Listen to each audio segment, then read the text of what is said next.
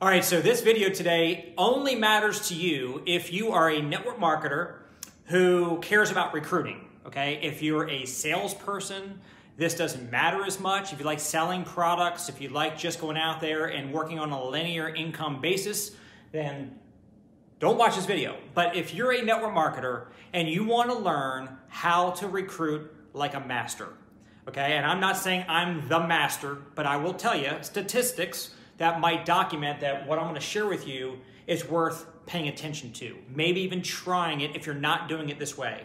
My first 10 years in my network marketing company that I'm in right now, which has been for 20 years, my first 10 years, I recruited an average of 10 people every month for 10 straight years. And I've had months that were 20 and 25 personal recruits. And I'm going to share with you how you do this because amateurs convince, professionals sort. So you're not in the convincing game. You do want to follow up, and there's a distinction. Okay, we don't convince people, but we try to do our follow-up to help lead them down the path of making a great decision for them. Okay?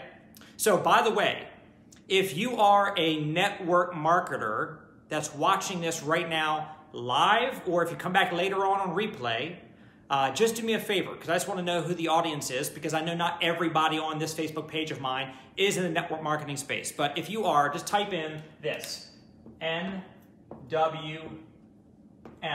for network marketing. Type in NWM below, just so that I know you're in the network marketing space, okay? If you're not, just say not, okay? So I'm just, or not, okay? Just help me, because I'm going to go study this Facebook Live later on, looking at the engagement, looking at the comments, and see who is a network marketer who's watching it and who is not a network marketer. And by the way, I'm not here to convince you to do that. Okay, you might love what you do for a living and you don't care about starting a home-based business or a network marketing business. Totally cool. But so anybody who wants to learn how to be a masterful recruiter, where you can recruit at will, right? Anytime you want to put the effort in, you can get the results back out, okay? The lead measure, the 4 disciplines of execution, which is a great book, talks about the lead measure. The lead measure is what you can control on the front end, which is the prospecting, piquing people's interest, getting people information to review. You can't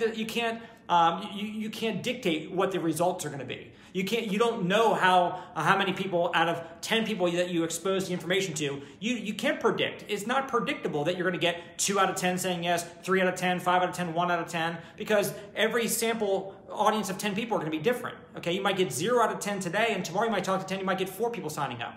But here's how you do this. It's a 5-step process. Number 1, you want to pique what? You want to pique their interest.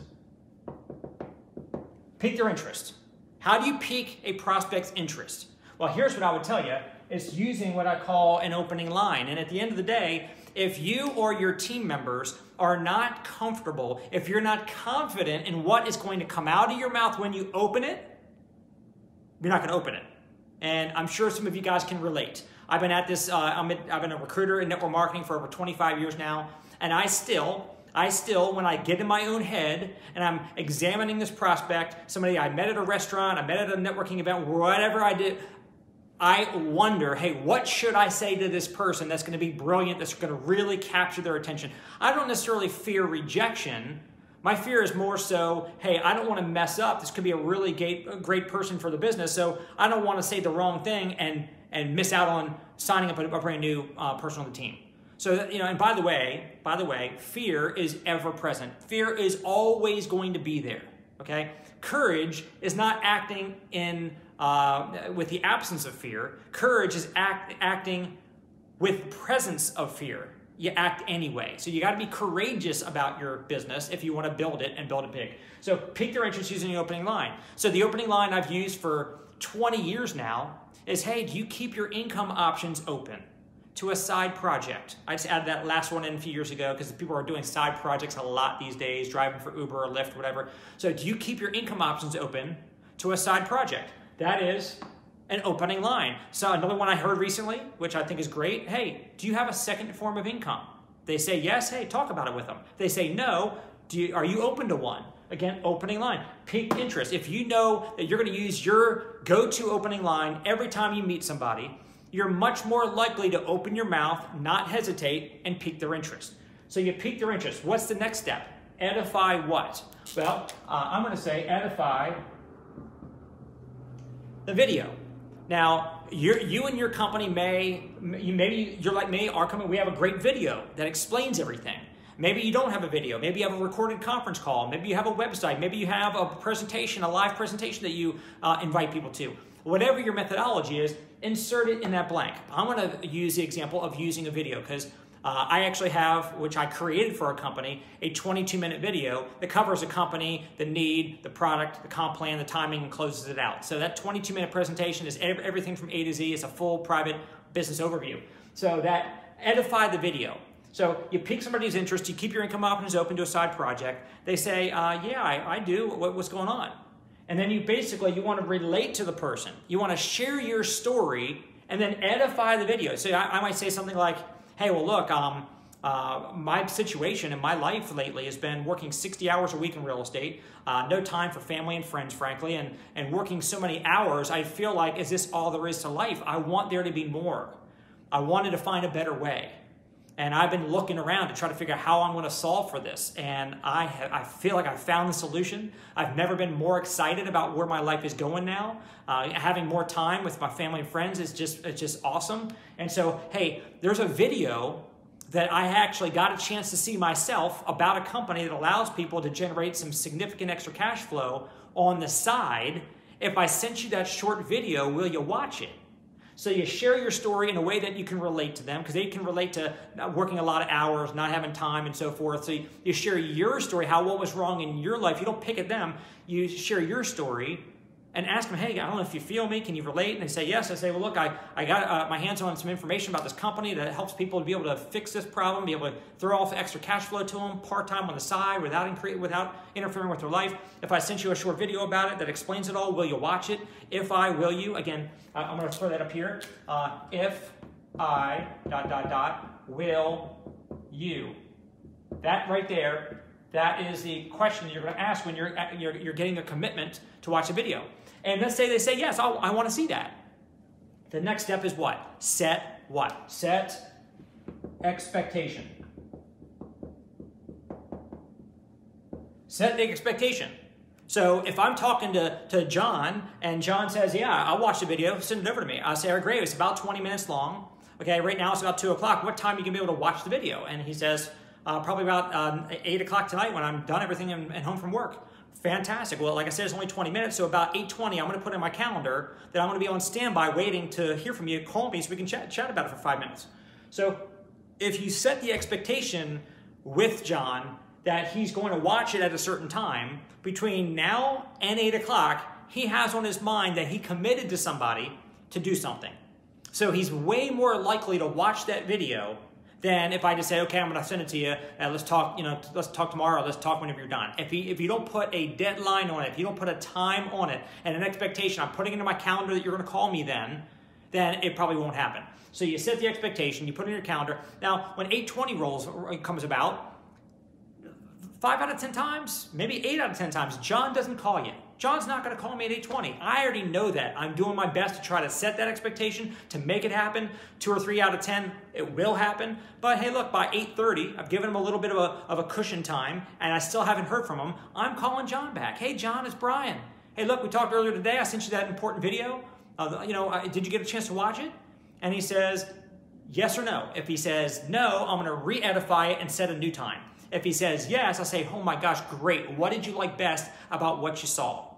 You ask for a positive answer, you get a positive answer.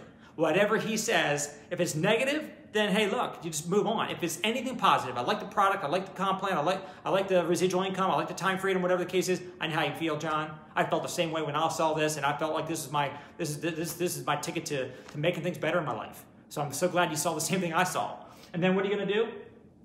You're going to FU, which is what? It's follow up. You follow up in that follow-up. So again, I just walk you through it, set your expectation, and then you follow up at the designated time or very close to it. In that follow-up, you're going to find out what they liked, found them, I know how you felt the same way, and then you're going to do what? You're going to do a 3-way call. You're going to edify a third-party person, somebody else, an expert. Make somebody else out to be the expert in the business. You're going to edify that expert with your prospect, which gives your expert the credibility, gives them the influence, so that way when they talk to your prospect for you, they can answer their questions with authority, they're listened to, they can ask them, hey, are you ready to come on board with us? And they're going to use I have an opening line that works like daggone magic.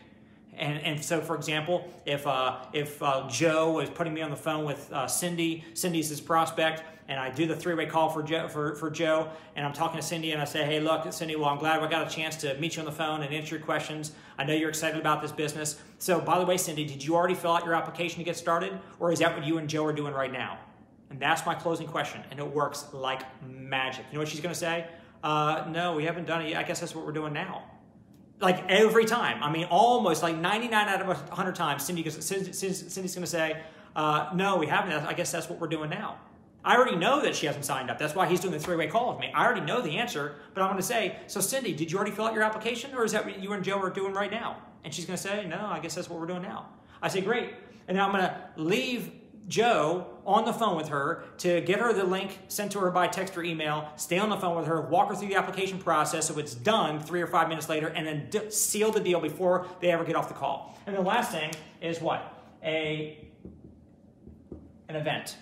Tools and events. Tools and events are what built my business to this status where it is. You know, I've been very blessed to have built a team that's been paid well over $450 million collectively in their pockets. I made over $20 million myself from this business. And so tools and events. If somebody watches a tool, a video, I'm going to try to get them signed up after they watched it. Whether they did or did not sign up yet, either way, I'm going to promote for them to get out to a live event. It could be a hotel meeting in their marketplace. It could be a luncheon. It could be a Saturday, big company training event, whatever the case is. But tools and events are what we want to focus on. That's what builds our business. And so here's what's great. I was working 60 hours a week in real estate, like I already told you a few minutes ago. That was the reason why I got into this network marketing business. But that could also be your excuse why you don't have time to build your network marketing business.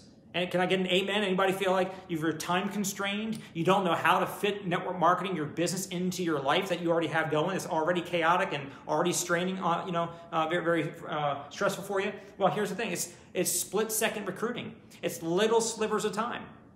You're at a restaurant, you're waiting for your food, you're talking to your server, you can just pique the server's interest, edify a video, send it to them from your phone, and then later on you follow up so you can do this while you're living your life, while you're doing you. You don't have to block out 3 hours a day to go out there and do network marketing. You don't take out time to tell people about great movies or great restaurants that you loved. You refer people to things that you believe in all the time. And you don't stress out about them. You're not attached to the outcome. You detach emotionally. If you say, hey, this movie is great, and the person says, but I don't want to see it. Are you bummed out about it? They're like, hey, your loss. Hey, the steak at the steakhouse that just opened up down the road was amazing. I don't like steaks. Oh, you don't like steaks? I can't believe it. I guess, I want to go crawl up on my couch and suck my thumb because my friend didn't want to go get a steak because I told him it was so good. Come on, guys. That's what network marketing is about. Detach emotionally from the outcome. You're just telling somebody about something great that they can benefit from. And if they don't want to, that's not your loss, it's their loss, right? You think it's your loss because you need people for your business to be able to build bigger and make you more money. So I know you think you need people. Yes, you need people, but you don't need that one person. You will find people, okay, if you put the numbers through this equation. One last thing I'm going to share with you guys. By the way, you guys getting any value here? Hopefully you guys are feeling like you're getting something that you can use in your business. The last thing I want to share with you with regards to how I allocate my time into different activities throughout the day, I use this little grid right here. It's 25, 25, 25, and 25. This is how I allocate my time mentally. Now, does it always work out exactly like this? Never, but this is my model. This is what I shoot for each day. The first 25%, not the first, but 25% of my day is me calling or finding new prospects, me finding more people I can pique their interest. So it's me finding new prospects. Another 25% of my day is following up on existing prospects, the follow-up part here. Following up on people I've already piqued their interest. I've already given them some info. I've already had them watch a video or asked them to watch a video. So finding new prospects, following up on existing prospects, okay? Talking to my team's prospects. So they're using me as the three-way call expert to talk to their prospects and answer their questions and close them for them. So finding new, following up on old, helping my team talk to their, talk to and close their prospects. And the last 25% is promotion. It's working with my team, promoting for a conference call, promoting for an event, promoting for a contest in the company, promoting for an incentive, a trip that they can win, promoting for our book of the month, or getting them out to a Super Saturday event, or whatever, right? So that's what I spend my time on. Now, if you're part-time, you got to divide up an hour. If you're full-time, you're dividing up 7 or 8 hours, whatever it is. But that's kind of how I do it. I allocate my time. Hopefully that makes sense. But I want to ask you guys to do this, okay? And here's the thing. You may choose to just sit there like a little bump on a log and not engage when you're watching people trying to pour out value to you. That's kind of a little dig, right? I want you to engage. By engaging, okay, you're going to take this in when you're actually engaging in that classroom versus just sitting there like this, right? Engage. Here's what I ask you to do. This is called IPA. IPA. This right there is income producing activity. This is activity when, if you're not talking to prospects, whether it be yours or somebody else's on your teams, if you're not talking to prospects, you're not building a business. You're not making money. Income producing activity is making money from income producing activity. So I would ask that you do this. If you agree that you need to ramp up your own IPA, just type in IPA in the comment section below. If you agree that you need to ramp up your IPA, you might be thinking, hey, I already do 8 hours a day of IPA. Nobody does more income producing activity than me, so I'm not typing that. Okay, if you've already maxed out, if you're living at full potential, if you're at 100% of what you're capable of, then don't type IPA. And God bless you. I have recruited over 1,500 people personally. I've built a team of over 400,000 people in my current company.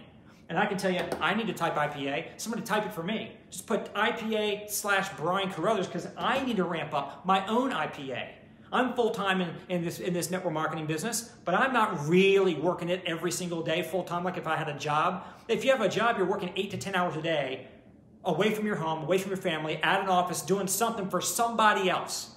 And all I'm saying is, at least work that hard for yourself. If you're full-time in network marketing, work 8 to 10 hours a day, but it's not 8 to 10 hours a day of reading, of talking to people about your business, talking to your teammates about how much everybody's excited, studying the website. No. If you're going to work where you're actually doing IPA, right? Income producing activity. I promise you, when you're being productive, when you're producing income, you're going to feel congruent. You're going to feel happy. You're going to feel unhappy if you're not congruent, if you're living an incongruent day, knowing you know you need to be doing these things, but you're not doing the activity. You're going to feel bad about yourself. You're going to start feeling down. You can get downright depressed sometimes, and you're going to start resenting your network marketing business because it's making you feel that way. No, it's not making you feel that way. It's a thing. It can't make you do anything. The fact is, you say you got these big goals, but you ain't doing nothing about it. You're making yourself bummed out. The business doesn't do anything. The business is just a tool, a vehicle that you can use if you want to use it. So I hope you guys did a few things. I hope you guys typed NWM. If you just came on watching and you've already missed the beginning, I asked you guys to type network marketing, NWM, if you are a network marketer, and say it and be proud about it. If not, just say not. Say you're not, and you're just bored, and you just say, hey, I want to check out this guy with wearing this like Easter shirt. And here's the other thing. I asked you guys to type in IPA, income producing activity, if you agree that you can and should be doing more income producing activity, talking to prospects, following up with your prospects, and helping your team talk to their prospects and close them. So hopefully I gave you guys some value, some things that you can use in your business, that you can share with your team. Feel free to share this. You don't have to, but if you want to share it, you certainly can. But I do a lot of stuff for a lot of folks out there on my blog and conference calls and training programs and my Building an Empire book. I hear people all the time, they're using that all the time with their teams.